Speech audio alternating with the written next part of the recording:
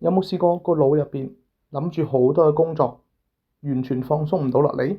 呢個其實係著名嘅塞加尼克效應。塞加尼克係一位蘇聯嘅心理學家，當其時佢揾咗兩組人，每一組人都要做22個簡單嘅工作任務。咁第一組佢俾佢完成呢啲工作任務，第二組呢，佢就喺工作任務中間呢暫停佢哋。實驗完咗之後，佢揾咗兩組人回憶起工作任務嘅內容，點知未完成工作任務嗰一組人呢，回憶到63% 嘅工作內容，而完成咗工作任務嘅人呢，只係回憶到48%，即係代表我哋嘅大腦對未完成嘅任務有着強烈嘅記憶，比起完成咗嘅事情，我哋更容易記住一啲未完成嘅任務。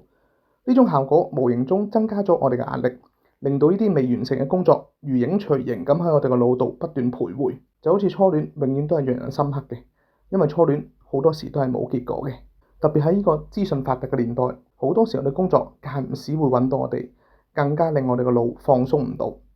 我哋可以點做呢？我哋第一可以用紙同筆寫低我哋腦入邊嘅工作任務。我哋個腦好得意嘅，如果佢寫低咗呢，就好似擺低咗一個地方咁樣。第二，我哋可以專注現在，即係話我哋食飯嘅時候就食飯，就唔好諗工作；